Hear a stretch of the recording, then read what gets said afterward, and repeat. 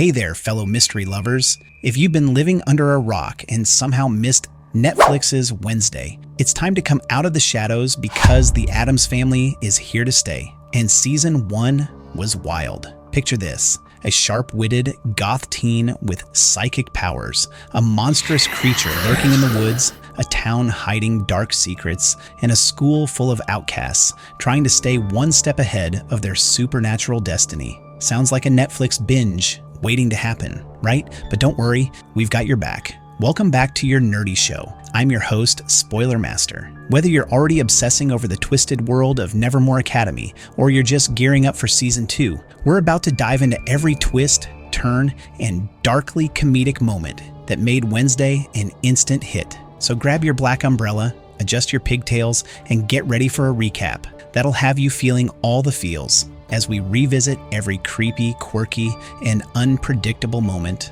of Wednesday season 1.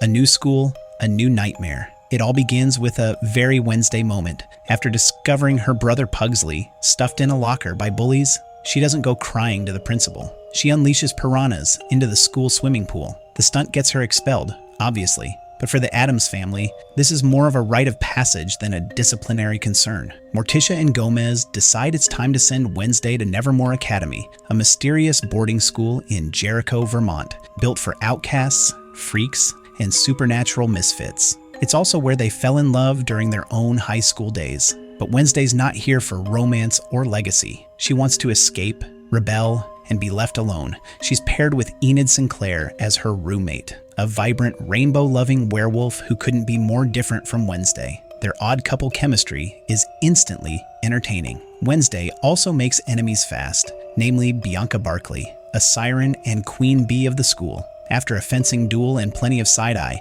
it's clear Wednesday isn't interested in fitting in. But it's not just the students that are strange. A hiker is killed by something lurking in the woods, a creature no one wants to talk about. Meanwhile, Wednesday starts having disturbing visions, psychic flashes of the past and future. These visions soon become the key to unlocking a centuries-old mystery.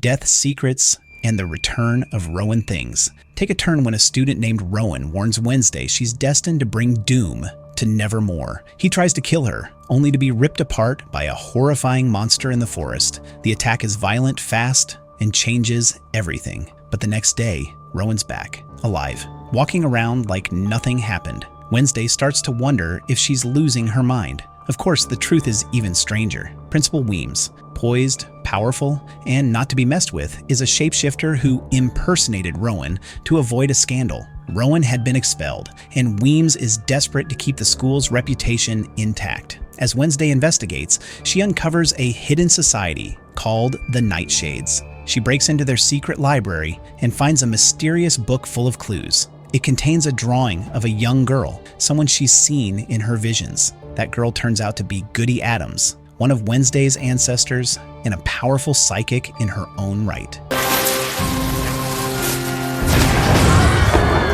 The history of Jericho and the Crackstone Curse. Wednesday's visions begin to paint a grim picture. Goody Addams once lived in Jericho during the town's founding. She and other outcasts were nearly wiped out by the puritanical Joseph Crackstone, who believed our proud supernatural beings were evil. Goody survived and cursed Crackstone before trapping his spirit. Flash forward to the present, and someone is trying to resurrect that hateful legacy. The murders aren't random.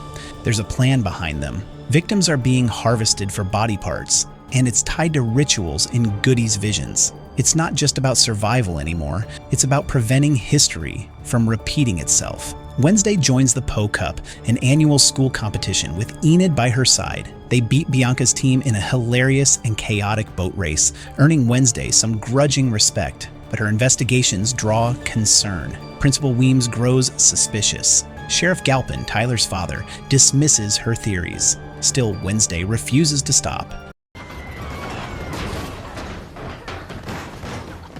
A growing body count and a complicated love triangle. More people die. The monster continues to attack, and clues begin to point in several directions. Wednesday suspects Xavier, whose studio is filled with disturbing sketches of the monster. She follows him to the creature's cave and collects a claw for DNA testing. She also grows closer to Tyler, the local barista with a tragic past and a charming smile. They share a connection. He seems to understand her in ways others don't. But love isn't simple in this world, and everything, even affection, is laced with suspicion. Meanwhile, Eugene, a quirky student who shares Wednesday's love for investigation, gets hurt while spying on the monster. His injury is a wake-up call. This isn't just a puzzle anymore. It's life and death.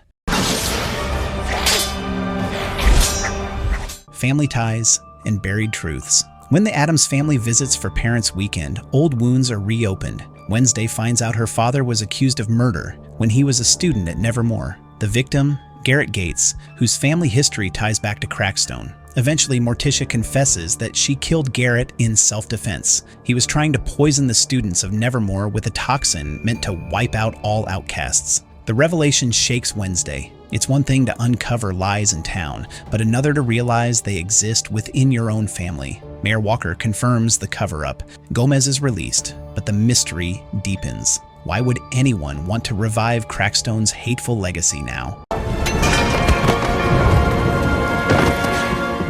Laurel Gates, the Hyde, and a dangerous alliance. Wednesday learns about the Hyde, a terrifying creature with an alter ego that's unleashed by trauma or a master's command. The Hyde is believed to be behind the killings, but it doesn't act alone. It always serves someone, the real mastermind. Laurel Gates, Garrett's long-thought-dead sister. She's been hiding in plain sight as Ms. Thornhill, a seemingly sweet and quirky teacher at Nevermore. Her goal? To resurrect Joseph Crackstone and wipe out outcasts once and for all. And the Hyde? It's Tyler. Wednesday realizes the truth after they kiss, and she gets a vision of him transforming into the monster. Her world shatters. Desperate for proof, she chains him up and interrogates him, but her methods cross the line, even for her friends. Weems is furious and Wednesday is expelled, but Tyler gives her what she needs. A chilling, private confession. He enjoyed the killings. It wasn't just obedience, it was choice.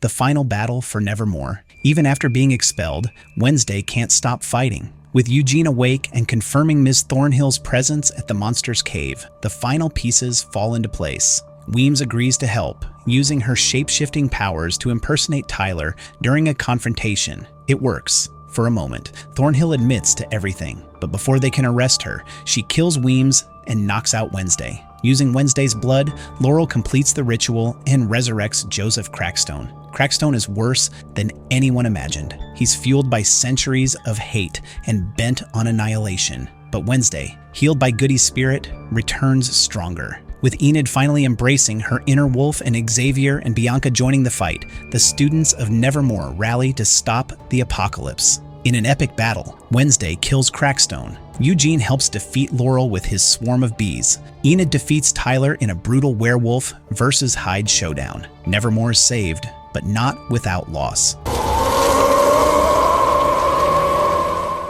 Setting up Season 2. With the chaos settled, Nevermore closes its doors for the rest of the semester.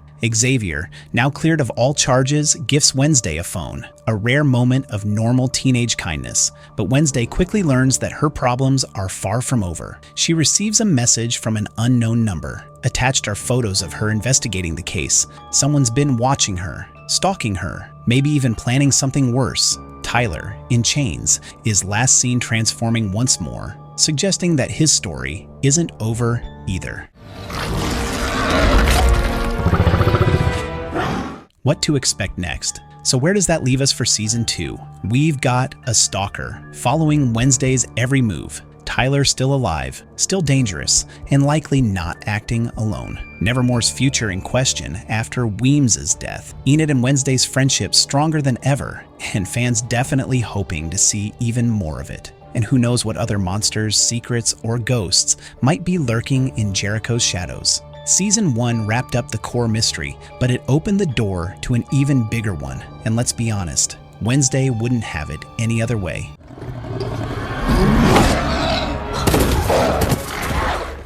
Our nerdy thoughts. That's the full recap of Wednesday Season 1. 1,600 words of pure, spooky goodness. If you love the twists, betrayals, and dark humor of Season 1, you're probably just as excited as I am to see where the story goes next. So what are you most excited about in Season 2? Let me know in the comments below. Don't forget to hit that like button, subscribe for updates, and remember, never trust a smiling teacher with a greenhouse full of orchids. Stay spooky.